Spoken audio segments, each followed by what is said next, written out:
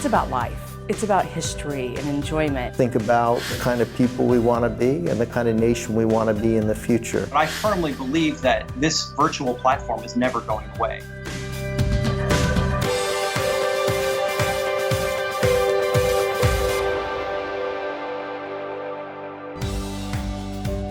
Today on Spotlight, a sleuth shark expert dives into why a shark is similar to an aircraft. Plus, how one artist uses physics to create detailed paintings. And then a best-selling author talks about the forgotten stories of America's Osage Indians. But first, eclectic entertainment, thanks to the virtual Fringe Fest. It's Sunday, and you're watching Spotlight. The St. Louis Fringe Festival has always marched to its own beat. But back in January, they did something radical even by Fringe Fest standards. Uncertainty. They began looking seriously at making this year's festival virtual, back when talk about COVID-19 was still just a whisper. We have 27 brave artists and independent producers who have come together and said, yes, we want to be part of the virtual Fringe. Theater fans who want to be part of the virtual Fringe can go to stlouisfringe.com. Tickets are $15 per show. About half will be pre-recorded performances. The rest will be done live over Zoom, creating the potential for interaction with the audience. Hello, it's me, Jeannie Trevor. Quarantini, which features Audrey Crabtree portraying a fictional fated star named Deanie Nast, will be performed live. This is a comedy? It is a comedy. It's going to be an interesting show. Normally, I have a lot of audience interaction. I will have my musician here with me, but I am going to hope to get some feedback from the audience, and I'm going to try some special surprises to get them to engage during the show. The one guy who is doing a show called Text Play, where the audience is going to text in the dialogue and the actions of the play, and he's going to perform it as they're texting it in. So, wow. Yeah, right? So he's out of New York, and he was telling me, like, he was supposed to go to a couple of festivals this summer, and now he's on a world tour. But he's on a world tour from his living room. A World Wide Web tour. Yeah, exactly. Totally. Opera may seem a little traditional for the Fringe Festival, but this piece is untraditional because it is a pre-produced version of a work in progress about the St. Louis-born poet Sarah Teasdale, told in flashbacks just hours before her suicide. It is being written by two St. Louis opera singers who are being mentored by Andrew Jorgensen, General Director of Opera Theater of St. Louis. They will see sort of a documentary type video of us making the opera, talking to you about what the concept of the opera is, who Sarah Teasdale was, why we think this story is important. And then you will also get these recordings of the singers doing these particular scenes. We will be back at Fringe next August in 2021, and hopefully next year you will see, if not a complete version, an almost complete version of what we're trying to do. Lost men, jailed youth. For some performers, like Heather Bird and Greg Jeffois, converting their show from stage to screen has been a creative challenge. Bullets create hashtags. Her story of history is the latest chapter in a constantly evolving performance poetry piece written by the actors. Capped found, heaven sent. What I love trying to put theater on film is what movement looks like. I think we're so used to, as performers, we're so used to us being the ones who are in movement, whereas there's actually a lot of stillness, and the camera is actually the one that does a lot of the work for you as far as world building goes. So that was really exciting. Facial expressions on point. Yes. When you get multiple takes, right? Yes. Yeah. 2. I think that so because we have 19 pieces, and we shot the majority of it in one day, and so we had to like move through it. So we had 2 takes, and then it was on to the next. Like, are there new rules of the road basically for theater right now? I think there are new rules of the road, and the rules of the road are it's a pioneering phase. Nobody really totally understands what to do or how to do it. So the rule of the road is make the road. Sort of like when the internet started, remember, there weren't any rules. And so we're in that same space. But I firmly believe that even after we have a vaccine and we're able to gather again and traditional theater is able to come back, this virtual platform is never going away. It's now part of the zeitgeist of our medium. Fat guy in little coat, yeah!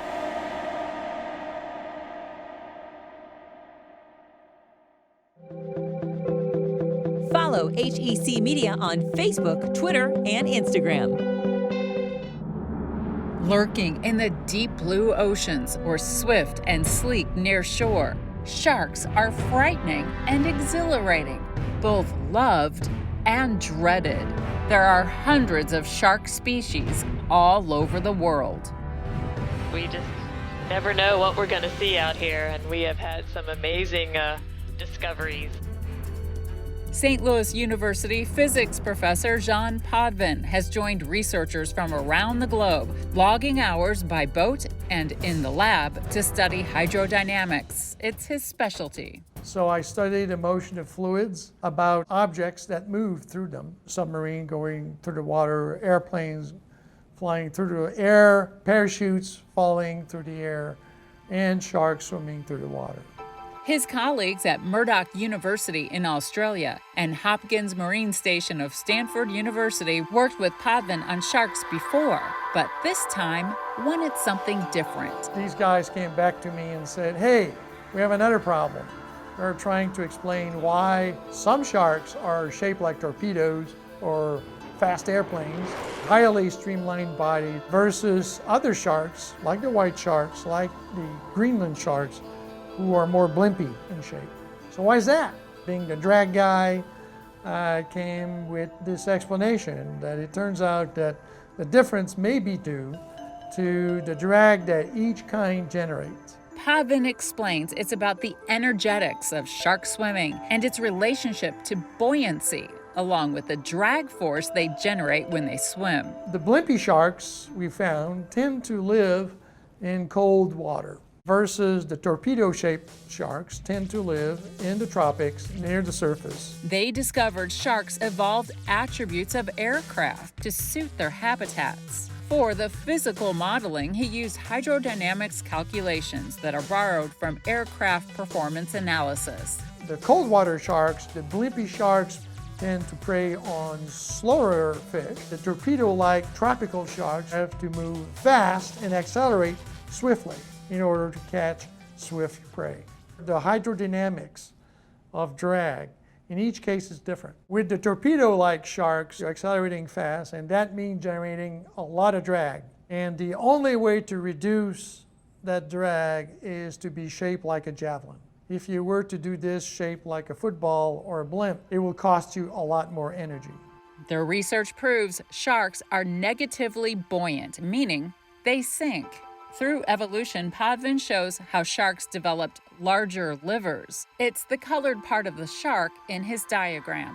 He refers to the shark liver as a partial buoyancy compensator.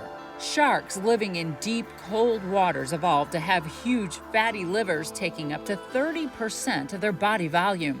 It gives them some buoyancy. As they evolved to have large livers, they became bulkier, blimp-shaped. The liver enables them to swim at slow speeds without sinking. It's always about energy. It's always about being as efficient as possible in order to survive in the environment that you're in. The livers of faster sharks in warmer, shallower waters are smaller in liver volume. This makes them more negatively buoyant. To avoid sinking, they have to move at high speeds. While the world's deadliest sharks may be near ocean beaches, why not lakes where people swim?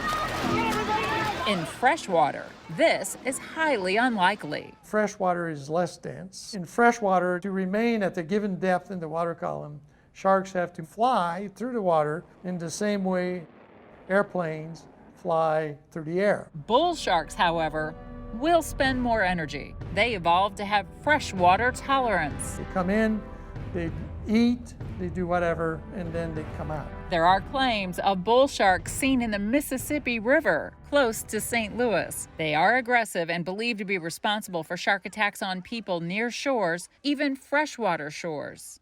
Still, for anyone truly afraid of shark encounters, experts consider freshwater a safe option.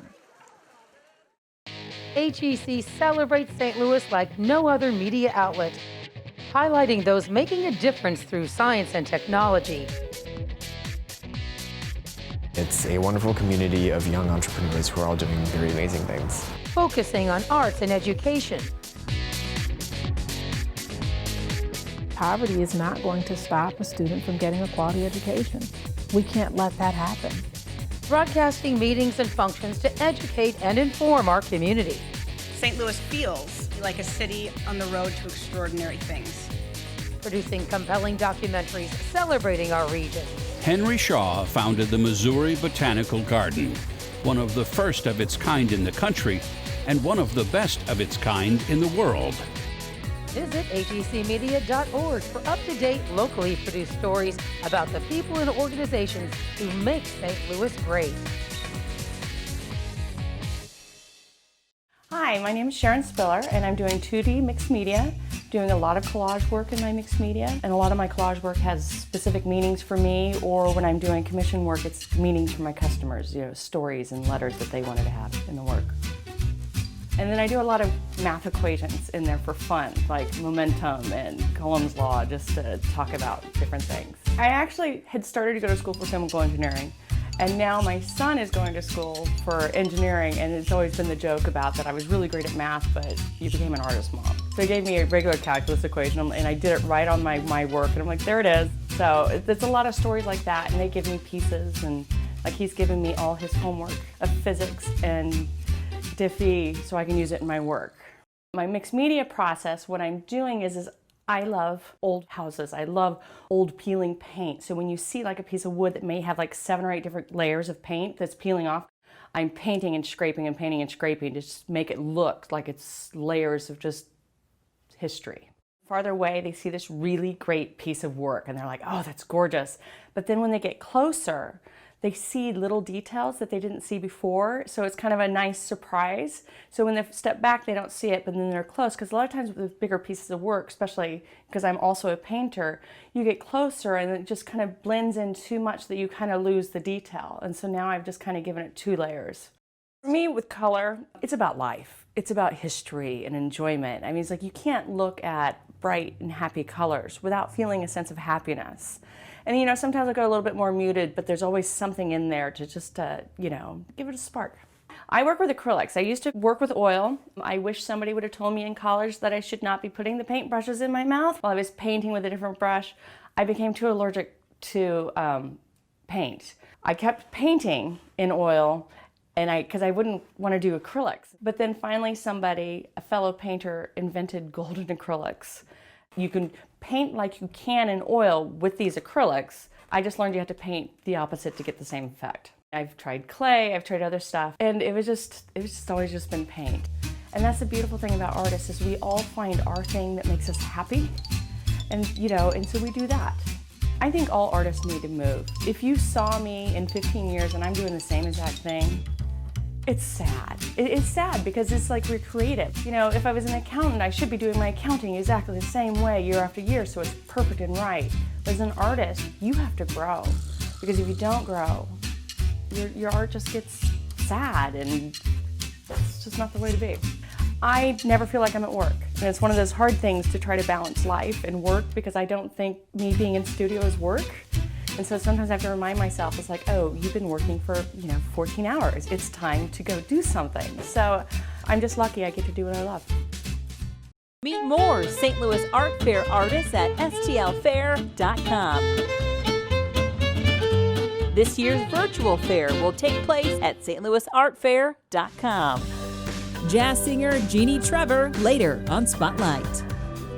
It was perhaps the most sinister murder conspiracy in American history, perpetrated against a nation of original Americans. The real death toll was not the official death toll the Bureau gave of about 27, that it was in the scores, if not hundreds.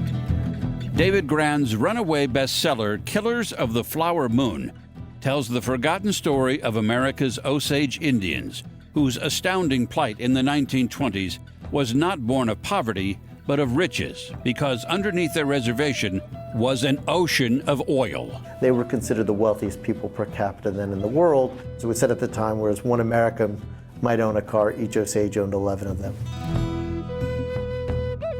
Their wealth made the Osage attractive targets for cold-blooded con men, who sometimes even married their victims, took their money, and then their lives. These murder schemes were essentially inheritance schemes, and it's one of the things that made these crimes so deeply sinister. Grann's taut and shocking book is now becoming a major motion picture with an all-star cast and director. My hope is with a movie, a book reaches so many people, but a movie can reach even more. That this story will become part of our national narrative, will become part of our consciousness and part of our conscience, which is where it belongs. It's not just putting together a jigsaw puzzle, you have to go out and find the pieces to put into the puzzle. 100%, and I'm a big believer that you kind of have to do that work. And I would spend weeks at various archives, and for days and days, you kind of find nothing. And then one day, almost through serendipity, you open a folder, and there is the secret grand jury testimony from one of the trials that had never been made public and wasn't even properly filed. And it suddenly cracks open this world, and you hear the voices of the people you're writing about. Again, for the 5 people who haven't read the book, I don't want to spoil the ending. So we won't go into if justice was meted out, although I think you can probably guess for the most part that the story kind of goes in that direction. But it's your belief, I think, from the research that you came up with that makes up the 3rd section of the book, yes, that there's a lot more out there that could be uncovered. Yes, and one of the things in speaking to so many Osage, getting their oral histories and getting documents, is you begin to realize that there are a lot of other suspicious deaths that were never properly investigated, and that the case was effectively closed prematurely. And one of the great challenges is, and I'd always thought in reporting and telling stories like this that you can't bring justice, but you can at least provide a proper accounting, which is to say you can identify the perpetrators and record the voices of the victims. But in many cases, that's no longer possible. Suspects are deceased, the witnesses are deceased, and this was a conspiracy in which people, were consciously covering up evidence. You had morticians covering up bullet wounds, doctors covering up the crimes, you had lawmen covering it up. And so in many of these cases, you can't provide that proper accounting. And for me, that was one of the most haunting parts, is that in many cases, the murderers had not only erased the lives of their victims, but they had also erased their history. And many Osage to this day live with gnawing doubts, not knowing precisely who is responsible for the death in the family and the absconding with their money. It's too late to bring justice. We're talking, you can't bring justice. You can't bring people back to life. But my hope is that we can at least restore some of our history, so that we can know more about our past. And in knowing more about our past, also think about the kind of people we want to be and the kind of nation we want to be in the future. And I hope that'll be the takeaway as people move forward. Maybe some good can come of it. One hopes. David Grann, thanks very much for visiting with us. Appreciate it. Text David to 31996 to watch the full interview or download our Talking with Authors podcast. HEC Media presents Talking with Authors, the podcast. Your favorite writers and genres with diverse subjects and styles, like Jenna Fisher with The Actor's Life, a survival guide. The book is literally about my journey from St. Louis to Hollywood. With new podcasts dropping bi-weekly. Subscribe to Talking with Authors. Stories of the Pandemic is a digital archive that the Missouri Historical Society has put together to collect stories of everyone's experience of this particular historic moment. It's a web form right now, so you can go online and submit a story. If you have a photograph or a video, even better. We are right now collecting them as a digital archive, which is a little bit less formal of an archive for us. And when we're all back at the museum, when we can work with our curators and our archivists, we'll be thinking about how to bring these stories back into our more permanent collection. Big life events, kind of reimagined or disrupted in some cases, has been a big theme. So being pregnant with all of the joys and maybe some trepidation that happens during a normal pregnancy is just heightened in the midst of this pandemic. Stories about prom disrupted and having to sort of figure out how do you have a meaningful high school experience, right, in the midst of this. Weddings. So we had one submission where a couple that planned this huge wedding had to pivot quickly. So they got married in their parents' backyard. They wore face masks and gloves, making the best of a bad situation. You know, we are all part of making history, right? It's not just the official documentation and official narratives. It's every one person's lived experience that is important, and collectively those make up a really important body of work for an archive. Your own personal diary might not seem like it's going to be an earth-shattering document for historians in the future, but it actually will. These are the primary sources that historians look at to try to understand a particular historical moment. So we would love to hear from anybody who has a story to share. It doesn't have to be a big story. It can be something small, an observation that you made, pictures of signs of stores being closed, or a park that has do not enter tape around it, letters, diaries, people's personal archives, personal recollections of a moment can paint a huge picture. You know, it can tell a really important story for future historians. And so submitting these kind of documents is going to be really important. Again, we can have the official record, we can have official documents from governments and from scientists, but it's this sort of individual lived experience of day-to-day disruptions, ways of finding joy in this particular moment. How are you homeschooling your child? How are you explaining social distancing to your kids? These are the recollections that are going to become really important as we're studying this particular moment in the future.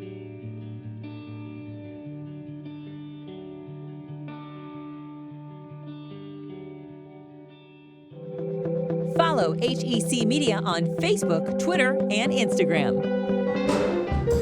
As they say, soul time.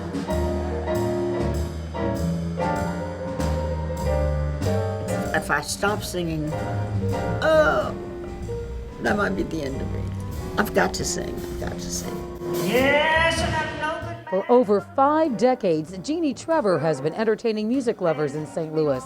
Although she calls the Gateway City home, her musical roots began at amateur night at the famed Apollo Theater in Harlem, where she grew up. A big name spot, and it was only on at the end of the regular show, which meant you came on about midnight or something. And if you didn't make it, this guy would come out in a funny thing with a water pistol and shoot you off. Her entire family was gifted musically. Her mother loved to dance, and her brothers and sister all sang just like their father. Jeannie thought Hollywood would offer more opportunities. She spent 4 years in Los Angeles, but struggled to book gigs. It was a cousin who convinced her to give St. Louis a try. It was the early 1960s, and he described a hip and happening arts and music scene in an area called Gaslight Square. The veteran vocalist has been a fixture on the St. Louis jazz scene ever since. She recalls a memorable visit from the late actor Vincent Price, a St. Louis native. He came to one of the nightclubs that I sang at, the Black Horse, and I was sitting at the bar on my break, and someone said, "That's the singer that you were listening to," and he came over, and he was so nice, so gracious. What my heart is hurt takes my breath away. Her influences include Dinah Washington, Nancy Wilson, Billie Holiday, and Ella Fitzgerald.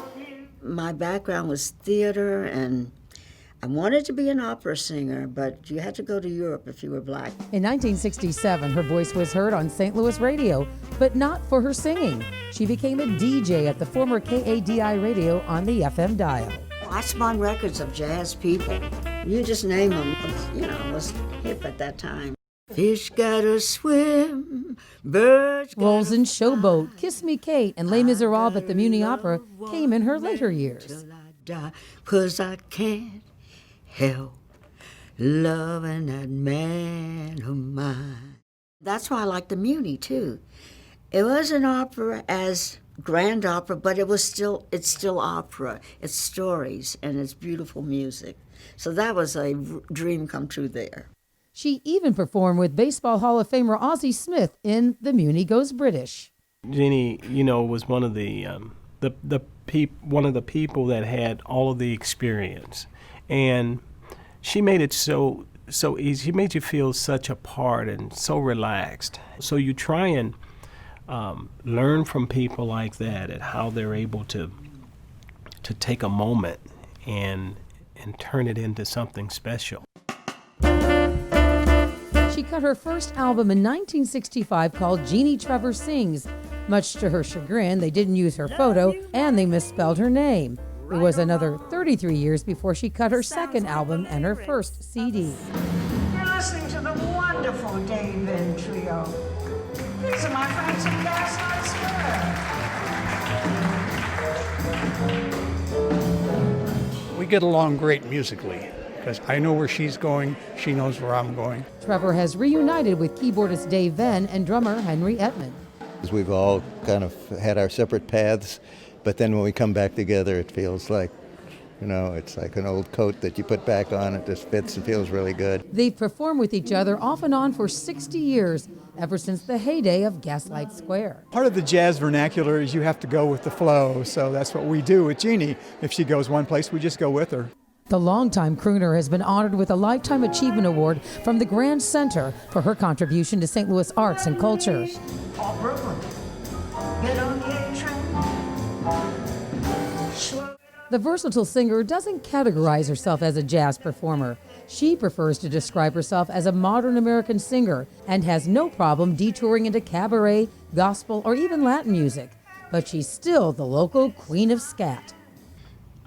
You must take the A train. You get to Sugar Hill in Harlem. And if you wanted to scat that same melody, you go, you do Sabadunda, Saduya Dunday, Sidle,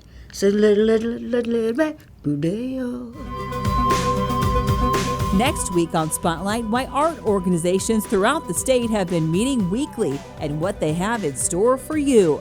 That and more next Sunday at 9:30 a.m. on KPLR 11.